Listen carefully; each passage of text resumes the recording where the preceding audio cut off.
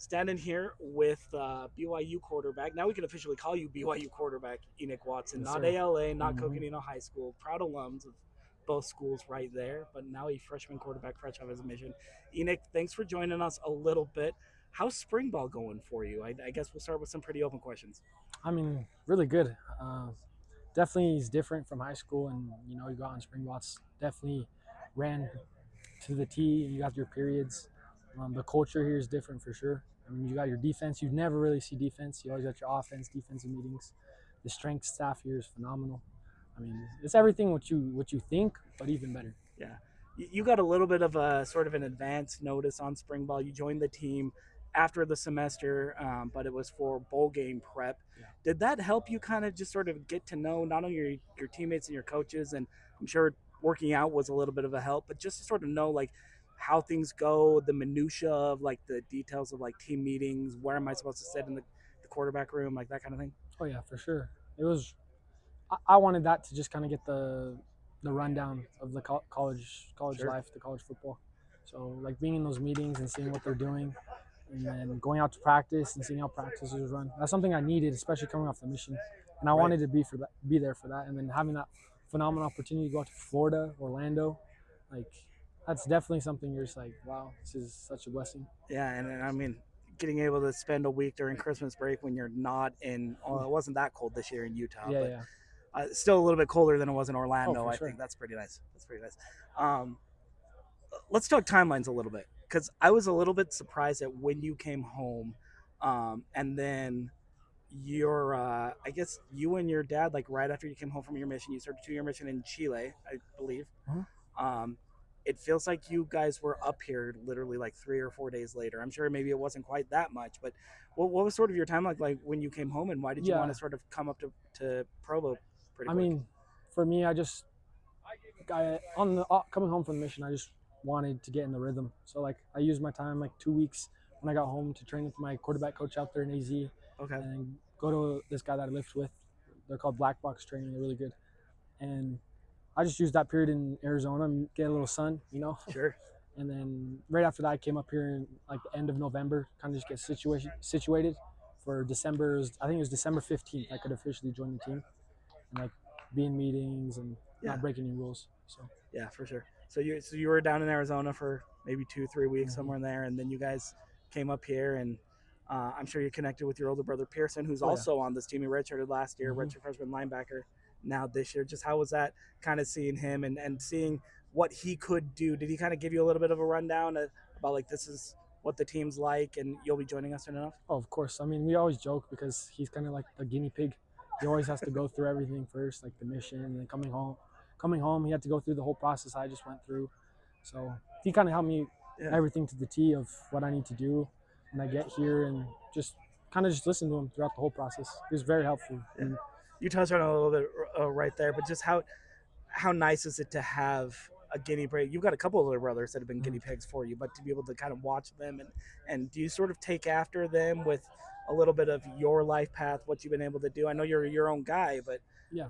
that's gotta help to be able to sort of follow some pretty good role models, Oh, right? for sure. Like as the youngest brother of four, and all, like you have the chance to learn from their good, follow their good, and then learn from their bad. Right. And especially with my dad, of how good of a role model, and my mom, and how spiritual she is. Like definitely, it's like, people make the joke of the youngest, of like how the youngest always Sure. gets the special.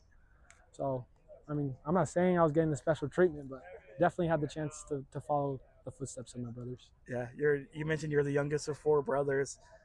Did your dad plan on being able to have four boys so that he could put a 5 man basketball rotation? Yeah, Because I he don't was a pretty know. good college Yeah, he's a hooper good back hooper. in the day. Yeah, my family is a family of six. So like growing up during Christmas ball, it was always me, my dad, and my mom versus my three other brothers during Christmas. So that was Really? always fun to play 3-on-3. And that's true. Like we could honestly run a little 5-on-5 with just me and the brothers and my dad. Yeah. It's cool. Your mom pretty athletic too? Oh yeah, she also played college basketball. She did. That's So she, true. Yeah, yeah, that's right. she played LCI in Lethbridge in Canada. So she So was a how hooper. how do two uh, collegiate basketball Ball players, players. two college Mhm. basketball players, make a couple of Division 1 football players? I still ask that question to this day. I still don't understand why I don't play basketball. Basketball is my first sport. and like I grew up loving basketball. But during that COVID year, we had a whole break of basketball, and I just switched completely to football for some reason. Sure. And I was running back up to my freshman year, so Okay. like my freshman year is when I actually switched to quarterback. Okay. And like that switch, just like being in that process to grind and learn throwing form and your footwork. So that definitely kind of helped me just be like, oh, football is my sport now. Yeah. Well, there's another quarterback on this team who's also a converted running back, former linebacker as well. You probably know him by the name of Bear Bogmeyer. I'm sure you. I think you've heard of him. Maybe met him a time or two. Yeah. Probably. Just what were kind of some of your first impressions of Bear? And has he kind of done anything? I know he's technically younger than you, I guess, only a year your senior in school. But has he done anything to kind of help show you the ropes Yeah, and I mean, get you caught up to speed? I think Bear's older than me because he's 20.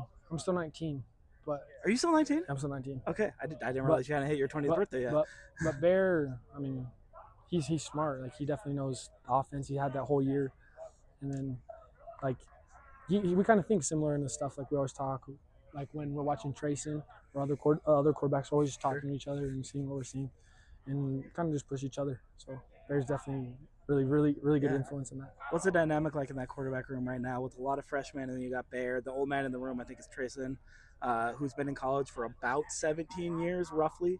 Don't tell him I said that, but I'm just kidding. But what's kind of that dynamic like? It's good. I mean, we all crack jokes. Like, I mean, everyone has a personality. It's definitely a room full of personalities, but different personalities, which is a good thing. So, I mean, we're always helping out each other, always competing. I mean, in our lifts with Doc Main, like, he always pushing us too as well. And then out on the field, we're always just helping each other. And what'd you see here? What'd you see there? So I think the dynamic definitely flows. For sure, for sure. What's your? I know you've only been here for a couple of months. What's your favorite thing about Provo? Ooh, It can be non-football if you want, but favorite thing about yeah, Provo? football, non-football, school, not school, whatever. I mean, these mountains. The mountains are pretty nice. We got a These little bit of mountains. view in the background. I'm gonna show them off a little bit, but It's such a blessing. Sometimes I take it for granted. Like I'm practicing, and you can just look to the side and you see the Y right there.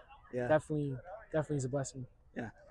I mean, you're not gonna ski while you're here because of, football and all that stuff. You don't want to get injured right there. But are you an outdoorsman? Do you ski Yeah, it's much? unfortunate. Do you I grew up hiking? snowboarding because Flagstaff, they have They the got- peaks, the San yeah. Francisco peaks there. So I grew up snowboarding there at Snowball.